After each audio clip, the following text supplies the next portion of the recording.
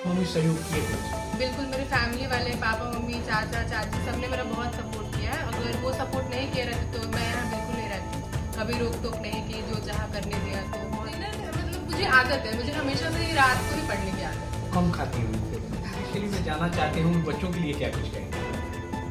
देखिए, मैं कहूँगी कि अगर आप जाना चाहते हैं तो सबसे पहले आपको डिटर्मिनेशन होनी चाहिए, आपका गोल क्लियर होना चाहिए, आपकी लाइफ में क्लैरिटी बहुत ज़रूरी है। उसके अलावा आपको हार्डवर्क करना बहुत ज़रूरी है। मतलब हार्डवर्क का कोई शॉर्ट। रक्सौल की बेटी साक्षी मेरे साथ 4 पेपर मेरे सामने, चारों पेपर में पूरी तरह से आज देखने को मिल रहा है कि रक्सौल की बेटी ने वो नाम कर दिया जो एक सुर्खियां बनी हुई है।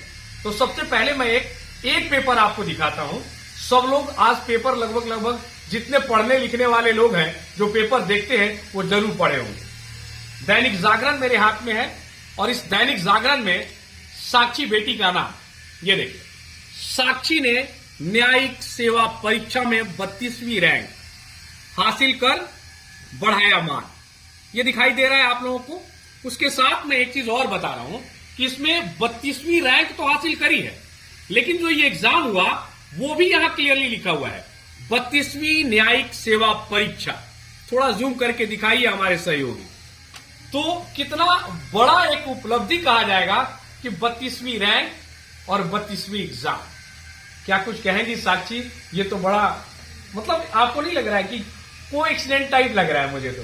हाँ जी, बहुत खुशी की बात है कि 32वीं रैंक मुझे मिली है। उम्मीद थी कि मैं मतलब लिस्ट में आऊंगी, बट 32वीं रैंक मिलनी बहुत बड़ी बात है। कि 32वीं रैंक आना खुद में बहुत बड़ी बात है। पापा मम्मी चाहते थे कि आप ये पढ़ाई करें और न्यायिक में जाएं आप? जब पहले तो मैं चाहती थी कि मैं यहाँ जाऊं, और जब मैंने इन्हें बताया तो ये खुश थे कि ये करना चाहती है, बट ये डिसीजन मेरा ही था कि मैं चाहती थी कि मैं इसमें जाऊं। पापा एलएलबी कब करें?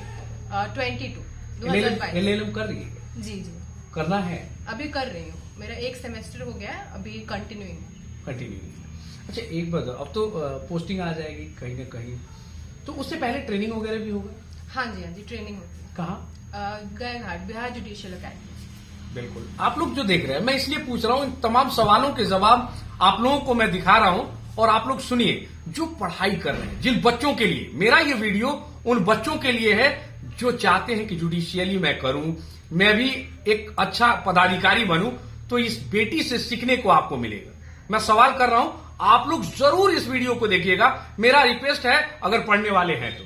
इसके अलावा क्या आपको लगता था? आप बहुत बातचीत के क्रम में ये भी सुनने को मिल रहा था कि आपको मेडिकल के फील्ड में जाने के लिए पापा मम्मी प्रोत्साहित कर रहे थे। जी हाँ, मैंने 12th में बायो ही लिया था कि मेरे घर वालों की बहुत इच्छा थी कि मैं मेडिकल के फील्ड में जाऊं, बट मैं कभी से नहीं चाहती थी। और मैंने इनको फिर बताया कि मुझे लॉ ही करना है, तो उन्होंने फिर मेरी बात सुनी और समझी, तो फिर मुझे लॉ करने दिया गया और मैंने फिर किया।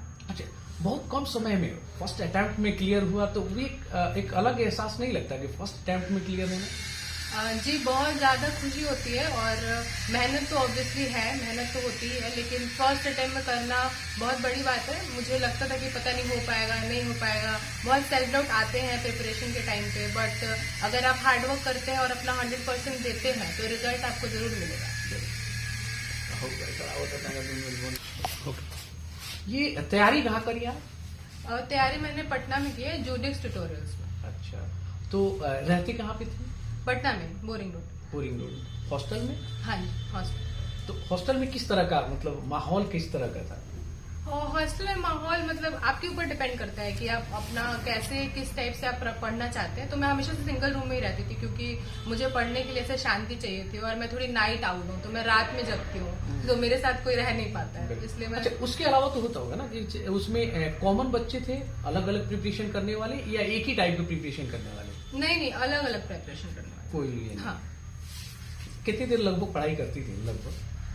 मतलब मैं ऐसे, जैसे मेरी जो पढ़ाई करने की टेक्निक है, तो मैं घंटे गिन के नहीं पढ़ती थी, मैं अपना ऐसा रूटीन बनाती थी। जैसे मैं सोने के पहले लिखती थी कि मुझे कल क्या क्या करना है, और मैं ऐसे नोट्स चिपका देती थी अपने दीवार पे, और वो सारी चीजें मैं करके ही अगले दिन सोती थी। तो वो करने में जितने भी घंटे लगे, मतलब 8-10 ऐसे डिपेंड्स। अगर पेपर के पहले कम से कम मिनिमम तो 6-8 घंटे पढ़ी। कोचिंग भी तो जाना पड़ता होगा ना? जी जी जी। कोचिंग दिन की टाइम कितने बजे लोग जाते? दोपहर के टाइम पे। दोपहर, रात में समय मिल जाता था, सुबह सोने को टाइम मिलता था। जी जी। नाश्ता नहीं मिलता था? कभी नहीं। बिल्कुल, क्योंकि रात में जब प्रिपरेशन होगा, रात में लगभग 4 बजे के आसपास तक या पहले हो जाता? जैसे जब एग्जाम पास आता था तो मैं अपने शेड्यूल सही कर लेती थी, क्योंकि पेपर तो दिन में लिखना रहता था। बट जैसे जनरली मैं रात को ही पढ़ती थी, मैं 3 बजे 4 बजे तक मैं पढ़ती। मुझे रात को पढ़ने में ज्यादा ऐसा लगता है कि मैं ज्यादा कर पाती हूँ, एफिशिएंट रहती हूँ। तो डिनर करने के बाद कंफर्ट नहीं लगता होगा ना? हाँ, क्योंकि ज्यादा मजबूरी है ना ये तो। जी। लेकिन एक बात बताओ, मैं बार बार उसी सवाल पे, मेरे भी दिमाग में और मेरे जहन में बार बार यही आ रहा है कि 32वां रैंक, मतलब इतना कम समय में बहुत मेहनत करी होगी। देखो, बता नहीं रही है, मेहनत तो करी है। मेहनत तो करी है, और मेहनत जैसे मेरे टीचर्स की, जिन्होंने मुझे पढ़ाया है, जो मेरे कोचिंग के टीचर्स हैं, उन्होंने कौन है वो टीचर जिन्होंने पढ़ाया है? सुधाकर सर, ऋषि सर, सानू सर, अभी वो सिलेक्टेड है, तो उन्होंने भी मुझे पढ़ाया। लोगों ने ऐसे हेल्प की है, बहुत लोगों ने। अच्छा, आपको जितने ज्यादा, जैसे आपकी जिंदगी में बहुत ज्यादा डिस्ट्रैक्शंस आएंगे, जैसे सोशल मीडिया हो गया, आपके फ्रेंड्स हो गए, कभी आपको फोन करके बोलेंगे कि आप चल क्यों नहीं रहे हमारे साथ, तुम मेरे साथ आ क्यों नहीं रही हो, तो आपको हर चीज में ना बोलना सीखना। अच्छा, मतलब सोशल मीडिया की जब बात करिए आप, तो आप मोबाइल नहीं रखते क्या? नहीं, मोबाइल रखती हूँ मैं, यूज नहीं उतना करती। हाँ, जैसे सोशल मीडिया हेल्प करती है, जैसे मुझे करंट अफेयर्स में बहुत हेल्प किया, अपडेटेड रहने में बहुत हेल्प किया। बट जैसे आप अगर एडिक्ट हैं किसी भी चीज से, जैसे बहुत लोग आजकल इंस्टाग्राम से या एडिक्टेड है, तो वो आप उस टाइम जब आप पढ़ रहे हैं ना, तो वो आप अपने फोन में आप ही ना रखें। मतलब मैं यही प्रेफर करती थी कि मैं ना रखूं, कि मेरा टाइम वेस्ट ना हो थोड़ा। बिल्कुल, चलिए, बहुत बहुत धन्यवाद। Thank you. ये है, बच्ची से बातचीत करके भी समझ में आता है कि जुडिशियली में आखिर क्या कुछ कैलिबर है, और इस बच्ची के अंदर जो कैलिबर है वो सामने आपको दिखाई दे रहा है। खासकर जो भी बच्चे हैं जो तैयारी कर रहे हैं, इस वीडियो को देखिएगा, और देखने के बाद एक कमेंट जरूर छोड़िएगा कि आपको कैसा लग रहा है। और आगे चल के आपके भी प्रिपरेशन अगर आप करना चाहते हैं, तो टीचर्स के नाम भी आपने सुना, और साथ में वो कोचिंग सेंटर्स भी के नाम आपने सुना। जरूर आप पहुंचे और कोशिश करें। अगर आगे बढ़ना है तो मेहनत तो करना पड़ेगा, दूसरा कोई सब्स्टिट्यूट दिखाई नहीं दे रहा है। बहुत बहुत धन्यवाद।